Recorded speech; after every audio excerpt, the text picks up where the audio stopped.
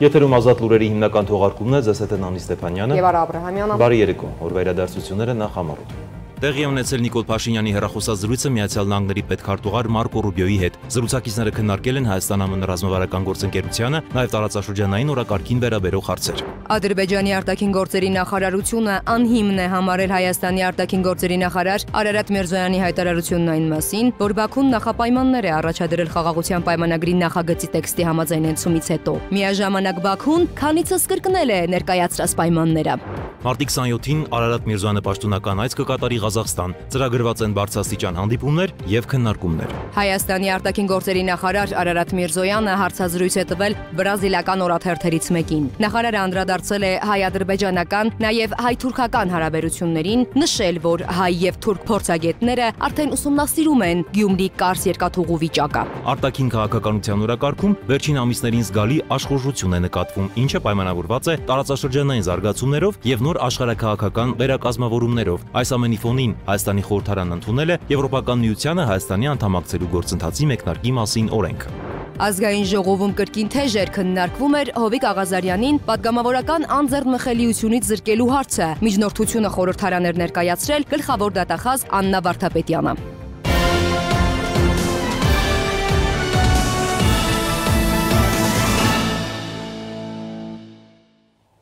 Տեղի ունեցել վարչապետ Նիկոլ Փաշինյանի հեռախոսած զրույցը Միացյալ Նահանգների պետքարտուղար Մարկո Ռուբիոյի հետ։ Զրուցակիցները քննարկել են Հայաստան-ԱՄՆ ռազմավարական գործընկերությանը, նաև տարածաշրջանային օրակարգին վերաբերող հարցեր։ Փաշինյանը պետքարտուղարի ներկայացրել է բանակցային այն գործընթացները, որոնց արդյունքում հնարավոր դարձավ Հայաստանի ու Ադրբեջանի միջև խաղաղության եւ միջպետական հարաբերությունների հաստատման մասին համաձայնագրի նախագծի համաձայնեցումը։ Վարչապետն ընդգծել է, որ համաձայնագրի նախագիծը սպասում է ստորագրման։ Զրուցակիցները պայմանավորվել են շարունակել Հայաստան-ԱՄՆ բարձր մակարդակի շփումները, իսկ ԱՄՆ պետքարտուղարության տարածած հաղորդագրության մեջ նշվում է, որ Ռուբիոն եւ Փաշինյանը քննարկել են ընդհանուր շահերը որպես ռազմավարական գործընկերներ։ Պետքարտուղարը ողջունել է Ադրբեջանի հետ խաղաղության պայմանագրի շուրջ համաձայնությունը եւ ընդգծել կայուն խաղաղության կարեւորությունը, տարածաշրջանային հակամարտությունների ցիկլը կոտրելու եւ Հարավային Կովկասում անվտանգություն եւ բարգավաճում բերելու առումով։ Պետքարտուղարն ու վարչապետը համակարծիք են եղել, որ Հարավային Կովկասում ցանկացած էսկալացիա անընդունելի է, ասված է հաղորդագրությունում։ Ադրբեջանի արտաքին գործերի նախարարությունը անհիմն է համարել Հայաստանի արտաքին գործերի նախարար Արարատ Միրզոյանի հայտարարությունն այն մասին, որ Բաքուն նախապայմաններ է առաջադրել խաղաղության պայմանագրի նախագծի տեքստի համաձայնեցումից հետո։ Գերատեսչությունը հայտարարել է, որ Հայաստանի սահմանադրությունը փոփոխելու եւ ԵԱՀԿ Մինսկի խումբը լուծարելու պահանջները վերջին 2.5 տարիների ընթացքում բանակցային գործընթացի կարևոր թեմաներից են եղել։ Նշվում է, որ սահմանադրության պահանջները հայկական կողմին ներկայացվել են 2023 թվականի մայիսին Վաշինգտոնում կայացած հանդիպման ժամանակ, եւ այս մասին ամբողջությամբ տեղեկացված են եղել նաեւ երրորդ երկրները։ Բաքուն կրկնել է, որ եթե Երևանը շահագրգռված է ստորագրել պայմանագիրը, ապա պետք է փոխվի սահմանադրությունը, հրաժարվի տարածքային պահանջներից եւ գործակցի ԵԱՀԿ Մինսկի խմբի լուծարման հարցում։ Կրակոցներ այո հնչում են, բայց թիրախային չեն եւ ինտենսիվ բնույթ չեն կրում։ Այս մասին էլ լրագրողների հետ զրույցում նշել է ԿՊ խմբակցության падգամավոր Սյունեցի Նարեկ Ղարամանյանը։ Նա հավելել է ՊՆ-ն այդ կրակոցների վերաբերյալ հաղորդագրություններ տարածել է։ Ըստ Ղարամանյանի Բաքուն դա անում է խաղաղության օրակարգը տորպեդահարելու համար։ Ըստ падգամավորի Ադրբեջանը խաղաղության օրակարգը նսեմացնում է, որտեղ չի ուզում կնքել խաղաղության պայմանագիր։ Եթե կրակոց կա, վտանգ ամեն դեպքում կա։ Անհանգստությունը այո կա, բայց վտանգ չկա այն առումով, որ կրկնում եմ, նախ իրանք ինտենսիվ բնույթ չեն կրում, երկրորդը չեն թիրախավորում կոնկրետ մեր դիրքերը եւ այսպես ասած հենց այդ անհանգստությունը առաջացնելու պատճառով արվում։ Մեծամասամբ եւ իհարկե խաղաղության օրակարգը նսեմացնելու համար է։ Ասում ճիշտ հակառակն է։ Հենց նոր դուք ասում եք, եթե կա կրակոց, կա վտանգ, հիմա ճիշտ հակառակ բան է։ Չէ, վտանգ ինչի նկատմամբ։ Այսինքն մարդկանց կյանքին վտանգ չկա, որովհետև կրկնում եմ թիրախավորված չի, կոնկրետ ինտենսիվ չի, ասենք բացի, եթե չեմ սխալվում, այնտեղ հրաձգից բացի ուրիշ զինատեսակ չի կիրառվում, այդ տեսանկյունից վտանգ չի, բայց ընդհանուր ինքը կայունության Սյունիքի սահմանամերձ գոտիների համար բնականաբար վտանգ է ներկայացնում։ Ինչու է Ադրբեջանը նսեմացնում խաղաղության օրակարգը։ Շատ բարձ պատճառով, որ չի ուզում կնքի խաղաղության պայմանագիր։ Ոնց է կնքելու Ադրբեջանի խաղաղության պայմանագիր, երբ իրենք չեն ուզում։ Երբ որ կուզենան երկուստեք կնքեն։ Մարտի 27-ին Հայաստանի արտաքին գործերի նախարար Արարատ Միրզոյանը պաշտոնական այց կկատարի Ղազախստան։ Ծրագրված է Միրզոյանի հանդիպումը Ղազախստանի փոխվարչապետ արտաքին գործերի նախարար Մուրադ Նուրտելեուի հետ։ Նախատեսված են նաև այլ բարձրաստիճան հանդիպումներ եւ քննարկումներ։ Խաղաղության պայմանագրի ստորագրումը հնարավոր դարձնելու համար անհրաժեշտ է նաև բանակցային սեղանին նախապայմանների շարք քննարկել։ Հայաստանի ԱԳ-նախարար Արարատ Միրզոյանը այս մասին հայտարարել է բրազիլական օրաթերթերից մեկին տված հարցազրույցում։ Ըստ Միրզոյանի, այդ նախապայմանները փոփոխություններ են ներառում Հայաստանի սահմանադրության մեջ եւ սահմանափակումներ Հայաստանի մատակարարվող զինամթերքի եւ սպառազինության հարցում։ Նախարարը հարցազրույցի ընթացքում անդրադարձել է նաև Հայաստանի եւ Թուրքիայի հարաբերությունների կարգավորման հեռանկարներին եւ նշել, որ հայ եւ թուրք փորձագետներն արդեն ուսումնասիրում են Գյումրի-Կարս երկաթուղու վիճակը։ Խաղաղության պայմանագիրը ստորագրելու համար Ադրբեջանը նախապայմաններ է առաջ քաշում։ Դրանք ներառում են փոփոխություններ Հայաստանի սահմանադրության մեջ եւ սահմանափակումներ Հայաստանի մատակարարվող զինամթերքի եւ սպառազինության հարցում։ Հայտարարել է Հայաստանի արտաքին գործերի նախարար Արարատ Միրզոյանը Բրազիլիա պաշտոնական այցի ընթացքում օրաթերթերից մեկին տված հարցազրույցում։ Չնայած այդ ամենին, ըստ Միրզոյանի, Հայաստանը պատրաստ է սկսել խորհրդակցություններ Ադրբեջանի հետ խաղաղության համաձայնագիրը ստորագրելու վայրն ու օրը որոշելու համար։ Խաղաղության համաձայնագիրը շատ լավ է հնչում, սակայն իրականում մինչ այժմ մեզ հաջողվել է միայն ավարտել համաձայնագրի նախագիծը։ Հետաքրքիրն այն է, որ խաղաղության համաձայնագրի վերաբերյալ բանակցություններին զուգահեռ մենք Ադրբեջանին ներկայացրել ենք նաև այլ առաջարկներ, որոնք մեր համոզմամբ կլինեն երկուստեք շահավետ։ Միրզոյանի ներկայացմամբ Երևանը Բաքվին առաջարկել է ստեղծել երկկողմանի մեխանիզմ սպառազինությունների վերահսկողության եւ վերիֆիկացիայի համար։ Ադրբեջանից սակայն դրական արձագանք չի եղել։ Փոխարենը նրանք հանդես են եկել կեղծ մեղադրանքներով, թե իբրև Հայաստանի զինված ուժերը զինադադարի ռեժիմի խախտումներ են կատարել սահմանային գոտում։ Մինչդեռ օրինակ Եվրոպական միության մշտադիտարկման առաքելությունը, որը հետևում է իրավիճակին սահմանի երկայնքով, չի արձանագրել Հայաստանի կողմից որևէ խախտում։ Մյուս առաջարկը սահմանային միջադեպերի երկկողմ վերիֆիկացիայի մեխանիզմի ստեղծումն է եղել։ Մենք առաջարկել ենք նաև բացել հաղորդակցուղիներն ու վերականգնել ենթակառուցվածքային կապերը։ Ադրբեջանը կարիք ունի օգտվելու մեր երկաթուղիներից, իրենց երկրի երկու հատվածները կապելու համար, բայց նրանք կարող են նաև օգտվել Հայաստանի երկաթուղային ենթակառուցվածքից, միանալու Թուրքիային, միջերկրական ծովին եւ այլն։ Մեր առաջարկների եւ գաղափարների նախնական փոխանակման հիման վրա կարող ենք ստանալ փոխադարձ հասանելիություն Ադրբեջանի երկաթուղային ենթակառուցվածքին, սակայն կրկին այս առնչությամբ էլ դրական պատասխան չստացանք։ Օրաթերթի լրագրողը հետաքրքրվել է, թե արդյոք խաղաղության պայմանագիրը վտանգի տակ է։ Միրզոյանը վստահեցրել է, որ Հայաստանը լիովին հավատարիմ է խաղաղության օրակարգին։ Մենք ոչ մտադրություն ունենք, ոչ պատճառ, ոչ էլ դրդապատճառ նոր պատերազմ սկսելու կամ իրավիճակը սրելու համար։ Կա դրական լուր, բանակցությունների ավարտը եւ խաղաղության պայմանագրի նախագծի պատրաստ լինելը, սակայն կա նաեւ մտահոգիչ լուր։ Այո, խաղաղությունը կարող է վտանգվել Ադրբեջանի պատճառով։ Հայաստանի արտաքին գերատեսչության ղեկավարն անդրադարձել է նաև Հայաստանի եւ Թուրքիայի հարաբերությունների կարգավորման հեռանկարներին, նշելով, որ առանց նախապայմանների կառուցողական երկխոսություն ունենք Թուրքիայի հետ։ Այդ առումով դիվանագիտական հարաբերությունների հաստատման հիմնական նպատակը Հայաստանի եւ Թուրքիայի միջև սահմանների բացումն է։ Օրինակ, հանվել է օդային բեռնափոխադրումների արգելքը, իրականացվել են ուղիղ չվերթներ։ Առաջին փուլում սահմանը կարող է բացվել երրորդ երկրների քաղաքացիների եւ դիվանագիտական անձնագրեր կրող հայ եւ թուրք քաղաքացիների համար։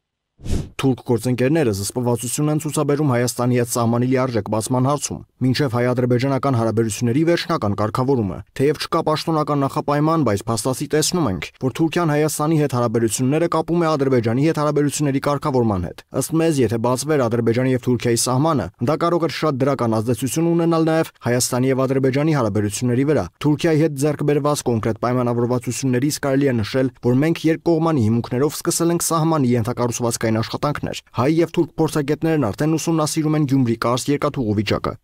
Միրզոյանը համոզմունք է հայտնել, որ Հարավային Կովկասում կայուն խաղաղությունը կախված է հումանիտար հարցերից, այդ թվում անհետ կորած անձանց եւ բռնի անհետացումների զոհերի ճակատագրի բացահայտումներից։ Հայաստանի արտգործնախարարը հիշեցրել է, որ դեռևս Բաքվում կան հայ գերիներ, որոնք անցնում են բեմականացված դատական գործընթացների միջով։ Մենք հավատում ենք, որ նրանց անհապաղ ազատ արձակումը կարող է նպաստել հայ եւ ադրբեջանցի ժողովուրդների միջև կայուն խաղաղության հաստատմանը։ Միրզոյանը խոսել է նաեւ Թրամփի վարչակազմի օրոք Միացյալ Նահանգների հետ գործակցության ռազմավարական ակնկալիքներից խաղաղության գործընթացին Միացյալ Նահանգների աջակցությունից։ Միրզոյանն ընդգծել է մի քանի ամիս առաջ Միացյալ Նահանգների հետ ստորագրված ռազմավարական գործընկերության կանոնադրությունը բարձրացնում է Վաշինգտոնի հետ մեր հարաբերությունների մակարդակը։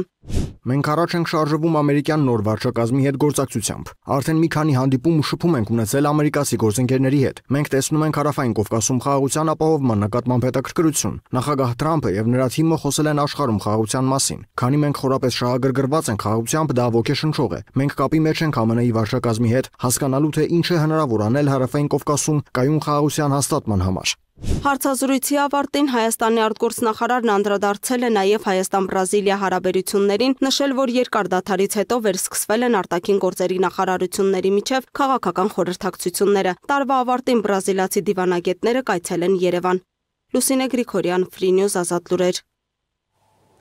Արտաքին քաղաքականության օրակարգում վերջին ամիսներին զգալի աշխուժություն է նկատվում, ինչը պայմանավորված է տարածաշրջանային զարգացումներով եւ նոր աշխարհաքաղաքական վերակազմավորումներով։ Պետական կառույցներում կրկին ակտիվացել են եվրոպական ուղղության, նաեւ դրա առավելությունների վերաբերյալ քննարկումները։ Երևանի նոր ազդակների նկատմամբ միջազգային գործընկերների արձագանքները նույնպես ցուցադրում են աճող հետաքրքրություն։ Այս ամենի ֆոնին Հայաստանի խորհրդարանը ընդունելով Եվրոպական միությանը Հայաստանի անդամակցելու գործընթացի մեկնարկի մասին օրենքը կատարեց դեպի Եվրոպա ինտեգրման հերթական մեծ քայլը։ Ազդարարեց երկրում մեկնարկող փոփոխություններին եւ նաեւ հնարավոր ռազմավարական վերակողմնորոշման մասին։ Ազգային ժողովն այսօր ընդունեց Հայաստանի Հանրապետության Եվրոպական միությանն անդամակցելու գործընթացի մեկնարկի մասին օրենքը 64 կողմ 7 դեմ ձայներով։ Քվեարկությանը, ինչպես եւ սպասվում էր, ընդդիմադիր խմբակցությունները չեն մասնակցել։ Օրենքի ընդունմամբ Հայաստանը պաշտոնապես հայտարարում է Եվրոպական միությանը միանալու իր ցանկության մասին։ Այդ ճանապարհը ենթադրում է երկարատև բանակցային գործընթաց, խոր բարեփոխումներ եւ եվրոպական չափանիշներին ու արժեքներին համապատասխանեցում։ Օրենքն ընդունվել է երկրորդ ընթերցմամբ եւ ամբողջությամբ։ Նախորդ քննարկումների ընթացքում որոշ փոփոխություններով եւ ձևակերպման հստակեցումներով։ Ինչպես հիշում եք, կառավարությունը առաջարկել էր օրենքի տեքստից հանել նախաբանը, կառավարության ներկայացուցիչների հետ քննարկումներում մենք հանել ենք նախաբանի մի մասը, այն է արտահայտելով Հայաստանի Հանրապետությունը, արտահայտելով Հայաստանի Հանրապետության ժողովրդի կամքը, այս հատվածը դուրս է եկել նախաբանից եւ խմբագրել ենք երկրորդ հատվածը։ Նախագծի խմբագրված տարբերակը, որն արդեն ստացել էր օրենսդիր մարմնի հաստատումը, շարադրված է հետևյալ կերպ։ Հայաստանի Հանրապետության օրենքը Եվրոպական միությանը Հայաստանի Հանրապետության անդամակցելու գործընթացի մեկնարկի մասին։ Հայաստանի Հանրապետությունը նպատակ ունենալով զարգացնել ժողովրդավարական ինստիտուտները, բարձրացնել հասարակության բարեկեցությունը, ամրապնդել երկրի անվտանգությունը, դիմակայունությունը եւ իրավունքի գերակայությունը, հայտարարում է Հայաստանի Հանրապետության Եվրոպական միությանը անդամակցելու գործընթացի մեկնարկը։ Մասնագետների շրջանում օրինագիծը միանշանակ գնահատական չի ստացել։ Նրանց կարծիքով, չնայած Եվրամիության հետ ինտեգրումը կարող է ապահովել զարգացում անվտանգության եւ տնտեսության ոլորտներում եւ դրական տեղաշարժ, սակայն Հայաստանի աշխարհաքաղաքական դիրքն ու տարածաշրջանային իրողությունները դժվարացնում են գործընթացը։ Արևմտամետ քաղաքական շրջանակներն այդուհանդերձ ողջունում են օրենքի ընդունումը, այն դիտարկելով որպես պատմական քայլ, որակելով այն քաղաքակրթական ընտրության դրսևորում, որը պետք է ամրապնդի ժողովրդավարական արժեքների գերակայությունը եւ վերջապես դուրս բերի երկիրը ռուսական ազդեցության գոտուց։ Անդրադառնալով գործընթացի հաջորդ փուլերին, քաղաքագետները նշել են, որ այս պահին հասարակությունը դեռևս լիարժեք տեղեկացված չէ անդամակցության իրական քաղաքական, տնտեսական եւ ռազմավարական առավելությունների մասին։ Ըստ նրանց, թեև օրենքը դեռևս քաղաքական հռչակագրի բնույթ ունի եւ իրավաբանական պարտավորություններ չի սահմանում, սակայն առաջիկայում կարող է դառնալ լայնածավալ փոփոխությունների նախերգանք։ Անդրանիկ Ավետիսյան, Տիգրան Ղազարյան, Free News, Ազատ լուրեր։ Եվրոպական խորհրդանում Հարավային Կովկասի պատվիրակության ղեկավար Նիլս Ուշակովսը եւ Հայաստանի հարցերով զեկուցող Միրիամ Լեքսմանը համատեղ հայտարարություն են տարածել, ողջունելով Հայաստանի ազգային ժողովի կողմից Եվրամիության անդամակցելու գործընթաց սկսելու մասին օրինագծի ընդունումը։ Հայտարարության մեջ նշված է, որ սա եւս մեկ կարևոր քայլ է ԵՄ-Հայաստան հարաբերությունների զարգացման համար։ Ազգային ժողով կառավարություն հարցոպատասխանի ժամանակ Նիկոլ Փաշինյանը նոր մանրամասներ է հայտնել Միացյալ Նահանգների պետքարտուղար Մարկո Ռուբիոյի հետ հեռախոսազրույցից։ Նա նշել է, որ երկուսն էլ միակարծիք են, որ խաղաղության համաձայնագիրը արագ պետք է ստորագրվի, վավերացվի եւ ուժի մեջ մտնի երկու երկրներում։ Վարչապետը խոսել է նաեւ գերիների վերադարձի մասին։ Որևէ էսկալացիա մեր տարածաշրջանում չի կարող տեղի ունենալ։ Հայաստանի Հանրապետության վարչապետ Նիկոլ Փաշինյանը ազգային ժողով կառավարություն հարցոպատասխանի ժամանակ մանրամասներ է հայտնել Միացյալ Նահանգների պետքարտուղար Մարկո Ռուբիոյի հետ հեռախոսազրույցից։ Նա նշել է, որ երկուսն էլ միակարծիք են եղել, որ խաղաղության համաձայնագիրն արագ պետք է ստորագրվի, վավերացվի եւ ուժի մեջ մտնի երկու երկրներում։ Թեման խոսակցության տարածաշրջանային իրավիճակն է եղել եւ մասնավորապես խաղաղության գործընթացը եւ Միացյալ Նահանգների պետքարտուղարը նույնպես այդ արձանագրումը արեց, որ կարևոր փուլ է խաղաղության համաձայնագրի նախագծի շուրջ համաձայնության գալը եւ նախագծի համաձայնեցման վերաբերյալ բանակցությունները այդպիսով հաջողությամբ ավարտելը։ Խոսելով հայ-ադրբեջանական հարաբերությունների կարգավորման, դրանցում առկա նրբությունների եւ խաղաղության համաձայնագրի ստորագրման, նաեւ գերիների վերադարձի մասին վարչապետ Նիկոլ Փաշինյանը հայտարարեց, որ Հայաստանը Ղարաբաղյան շարժումը չպետք է շարունակի։ Սա եւս իր ազդեցությունը կարող է ունենալ գերիների հարցը լուծելու վրա։ Նա հիշեցրեց, որ կառավարության զեկույցների քննարկման ժամանակ խոսել է այն մասին, թե ինչպես է Ղարաբաղյան շարժումն օգտագործվել Հայաստանի Հանրապետության պետականության չկայացման գործընթացում։ Այն խաղաղությունը, որի ճանապարհով մենք գնում ենք, գերիների հարցի լուծման ամենաէֆեկտիվ ճանապարհն է։ Պարզապես ավելի էֆեկտիվ ճանապարհ գոյություն չունի եւ մեր ընկալումը համապարփակ է եւ ամբողջական։ Ադրբեջանում գտնվող գերիների վերադարձի հետ կապված Փաշինյանը նոր մանրամասներ չհաղորդելով ասաց, որ այն գործիքակազմերը, որոնք նախկինում կիրառել են, այսօր էլ շարունակում են կիրառել, ապագայում էլ պիտի կիրառեն։ Նա նշեց, որ խաղաղության համաձայնագրի նախագծում չկա գեթմի նախադասություն, որը պարտավորություն է առաջացնում Հայաստանի Հանրապետության համար եւ պարտավորություն չի առաջացնում Ադրբեջանի համար։ Այդպիսի որևէ բառ կամ նախադասություն գոյություն չունի, ասաց Փաշինյանը։ Հայաստանի վարչապետ Նիկոլ Փաշինյանը հայտարարեց, որ Ադրբեջանի հետ խաղաղության համաձայնագիրը ստորագրվելուց հետո կհրապարակվի, ապա կգնա սահմանադրական դատարան եւ ազգային ժողով։ Ես իրոք պատրաստ եմ ստորագրել։ Եվ իմ տրամաբանությունն այն է, որ նույնը պետք է հնչի Ադրբեջանից, որովհետեւ այդ թուղթը 2021-22 թվից հետո այսպես թե այնպես համատեղ աշխատանքի արդյունք է։ Այսինքն այդքան աշխատել ենք, որոշումներ ենք կայացրել, բայց պատկերացրեք համաձայնեցված տեքստը, ասենք չէ, պատրաստ չենք ստորագրել, բայց եթե պատրաստ չենք ստորագրել, ինչ ենք համաձայնվել։ Անդրադառնալով քաղաքացիական պայմանագիր խմբակցության падգամավոր Լիլիթ Մինասյանի դիտարկմանը, թե չնայած հայկական կողմի պատրաստակամությանը ստորագրելու համաձայնեցված փաստաթուղթը, ադրբեջանական կողմից կան առաջ քաշված նախապայմաններ, նաև կեղծ լուրեր, ապա տեղեկատվություն, թե սահմանին կրակոցներ կան։ Վարչապետ Նիկոլ Փաշինյանը նշեց, մենք որդեգրել ենք ռազմավարություն եւ գնում ենք այդ ռազմավարական ճանապարհով։ Լուսինե Գրիգորյան, Տիգրան Ղազարյան, Free News, Ազատ լուրեր։ Ազգային ժողովում կրկին թեժեր քննարկվում էր Հովիկ Աղազարյանին падգամավորական անձեռն մխելիությունից զրկելու հարցը։ Միջնորդությունը խորհրդաններ բերել գլխավոր դատախազ Աննա Վարդապետյանը հակիրճ ներկայացնելով քրեական գործ հարուցելու հիմքերը։ Խորհրդարանում ընթացել է ազգային ժողովի падգամավոր Հովիկ Աղազարյանի նկատմամբ քրեական հետապնդում հարուցելուն համաձայնություն տալու մասին միջնորդագրի քննարկումը։ Միջնորդությունը ներկայացրել է գլխավոր դատախազ Աննա Վարդապետյանը։ Նա հակիրճ ներկայացրել է, թե որոնք են Հովիկ Աղազարյանի նկատմամբ քրեական հետապնդում հարուցելու հիմքերը։ Վարդապետյանը նաև հայտնել է, որ միջնորդագիրը պաշտոնապես ուղարկված է ազգային ժողով եւ հրապարակված է ԱԺԿ-ում։ Տվյալներ են ձեռք բերվել այն մասին, որ Սլավիկ Կարապետյանը իր կնոջ հոր Աշոտիկ Կամովոսյանի խնդրանքով 2023 թվականի օգոստոսի 8-ին դիմել է իր մտերիմ Սլավիկ Պողոսյանին, որպեսզի նա իր հերթին դիմի պաշտոնատար անձ հանդիսացող օրենսդիր իշխանության ներկայացուցչին 200-ից 300,000 դոլար գումարի դիմաց, օգտագործելու ՍԱՏՄ պաշտոնատար անձանց նկատմամբ ունեցած ենթադրյալ ազդեցությունը, վերջինների կողմից իրենց ծառայողական լիազորություններն օգտագործելով Աշոտիկ Կամովոսյանի օգտին ապօրինի գործողություններ կատարելու,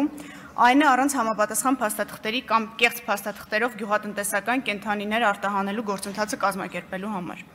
Ստացված տվյալների համաձայն օրենսդիր իշխանության ներկայացուցչի հետ հանդիպման վերաբերյալ պայմանավորվածություն ձեռք բերելուց հետո Աշոտիկ Կամովոսյանը եւ Սլավիկ Պողոսյանը նույն օրը մեկնել են Գեղարքունիքի մարզ, որտեղ Սլավիկ Պողոսյանը հանդիպում եւ քննարկում է ունեցել օրենսդիր իշխանության ներկայացուցչի հետ, ով ընդունել է վերոնշյալ առաջարկը։ Քրեական վարույթով ստացված փաստական տվյալների հաշվառմամբ հակակոռուպցիոն կոմիտեի քննիչը ներկայացրել է առևույթ հանցանքի մասին հաղորդում, որի հիման վրա 23 թվականի դեկտեմբերի 7-ին հակակոռուպցիոն կոմիտեում քրեական օրենսգրքի 438 հոդվածի 3-րդ մասի 2-րդ կետով, 439 հոդվածի 3-րդ մասի 3-րդ կետով, 46 439 հոդվածի 3-րդ մասի 3-րդ կետով, 435 հոդվածի 2-րդ մասի 3-րդ կետով, 436 հոդվածի 2-րդ մասի 3-րդ կետով, 437 հոդվածի առաջին մասով նախաձեռնվել է քրեական վարույթ։ Ի պատասխան մեղադրանքների պատգամավոր Հովիկ Աղազարյանը որոշ մանրամասներ է ներկայացրել եւ շեշտել, թե իրեն գումար չի առաջարկվել, հետեւաբար ոչ հրաժարվել է, ոչ էլ համաձայնություն է տվել։ Միջոցակցի մեջ, որը ստորագրել է Տիկին Դատախազը, ասում է, որ պարոն Աղազարյանի հիմնավորումները անարժանահավատ են, որովհետեւ ապացուցված է, որ Աշոտիկ Կամավոսյանի, Հովիկ Աղազարյանի եւ Սլավիկ Պողոսյանի հեռախոսահամարները սպասարկել են նույն ալեհավաքում։ Բայց հարգելիներս, նույն ալեհավաքում դա չի նշանակում, մի ալեհավաքը չի սպասարկում 5 քառակուսի մետր տեղ։ Մի ալեհավաքը սպասարկում է մի քիչ ավելի, շատ ավելի մեծ տեղ։ Եվ հետեւաբար միգուցե Աշոտիկ Կամավոսյանը մեքենայում նստած է, ես չեմ նկատել։ Դուք ո՞նց եք դա դնում։ Այսպես որպես ապացույց է ամեն ինչի հիմքում եւ կարեւոր ձևով եւ իմ խոսքերից անարժանահավատ եք համարում եւ երկու կողմը ասում են մեկ առանձին եք զրուցել, երրորդ կողմն ասում է որ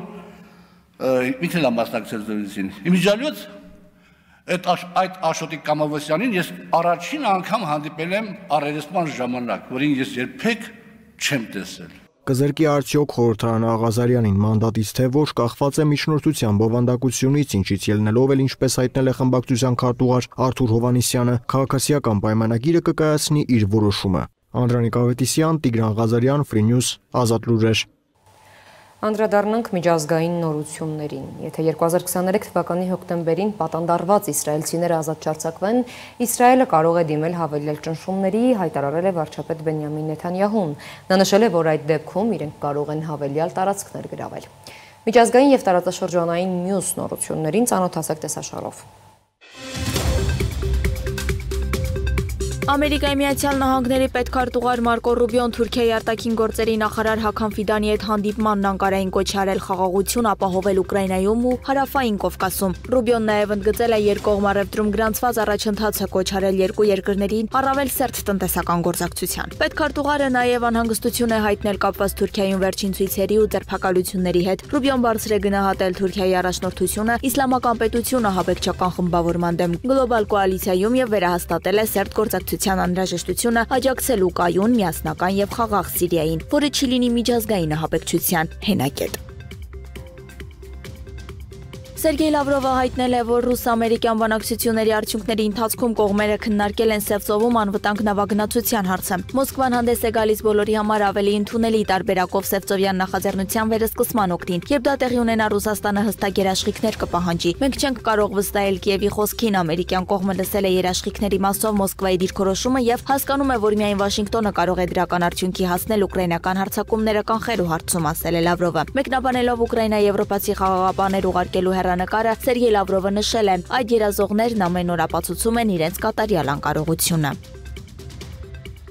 Եթե Ռուսաստանի հետ զինադադարը ձախողվի, Կիևը կպահանջի ԱՄՆ-ից նոր ռազմական օգնություն, հայտարարել է Ուկրաինայի նախագահ Վոլոդիմիր Զելենսկին։ Ուկրաինական իշխանությունները կդիմեն Սպիտակ տանը Մոսկվայի կողմից պայմանավորվածությունների խափանման դեպքում նոր սպառազինություն ստանալու համար։ Սպառազինությունից բացի Կիևը կպահանջի նոր պատժամիջոցներ սահմանել Ռուսաստանի դեմ, ասել է Զելենսկին։ ԱՄՆ-ի հետախուզական ծառայությունը կարծում է, որ Հյուսիսային Կորեան կարող է միջուկային նոր փորձարկում իրականացնել։ ԿԺԴՀ-ն պատրաստ է կարճաժամկետ հեռանկարում հերթական միջուկային փորձարկումներ իրականացնել, նշված է փաստաթղթում։ Զեկույցի եղինակներն ընդգծել են, որ Հյուսիսային Կորեայի առաջնորդ Կիմ Չեն Ընը ռազմավարական զենքի մշակումը, Ռուսաստանի հետ կապերի խորացումը եւ իր երկրի տնտեսության կայունությունը համարում է գործոններ, որոնք ամրապնդում են իր բանակցային դիրքերը եւ նվազեցնում պատժամիջոցների վերացման անհրաժեշտությունը։ Դանիայի վարչապետ Մետե Ֆրեդերիկսենը մեղադրել է ԱՄՆ-ին Գրենլանդիայի վրա անընդունելի ճնշում գործադրելու մեջ, խոստանալով դիմակայել դրան։ Ֆրեդերիկսենը նշել է, որ ԱՄՆ փոխնախագահ Ջեյ Დი Վենսի կողմից հայտարարված այցը այն չէ, ինչ Գրենլանդիային պետք է կամ ցանկանում է։ Ինչ վերաբերում է Թրամփի Գրենլանդիան ձեռք բերելու սպառնալիքներին, Ֆրեդերիկսենը կարծում է, որ դրանք պետք է լուրջ ընդունել։ Նախագահ Թրամփը լուրջ է տրամադրված, նա ցանկանում է Գրենլանդիան, հետևաբար այս ամենը չի կարելի դիտարկել առանձին, այլ համատեքստից, ասել է նա։ Հարավային Կորեայում քամուց առաջացած անտառային հրդեհները, որոնք երկրում երբևէ ամենակործարարներից են, ավերել են երկրի հարավային շրջանները, խլելով 18 մարդու կյանք, այրվել է 200 շինություն, իսկ 27,000 մարդ տարհանվել։ Անտառային հրդեհները մարելու ընթացքում հարավ-արևելյան Ռիզեոնգ քաղաքում ուղղաթիռ է կործանվել։ Կորեայի անտառային ծառայությունը հայտնել է, որ փրկարարական աշխատանքները շարունակվում են։ Ստամբուլում դատարանի որոշմամբ ավելի քան 170 մարդ է ձերբակալվել Թուրքիայի մայրաքաղաքի դիմադիր քաղաքապետ Էքրեմ Իմամօղլուին աջակցող բողոքի ակցիաներին մասնակցելու համար։ Նրանց թվում է 7 լրագրող։ Թուրքիայում մարտի 19-ից ի պաշտպանություն Իմամօղլուի բողոքի ցույցեր են անցկացվում, որոնցից ամենախոշորները տեղի են ունենում Ստամբուլում եւ Անկարայում։ Այս ժամի համար նախատեսել էինք այսքանը, թողարկման ավարտին ծանոթացեք եղանակային կանխատեսումներին։ Իսկ մենք ձեզ հրաժեշտ ենք տալիս ցտեսություն։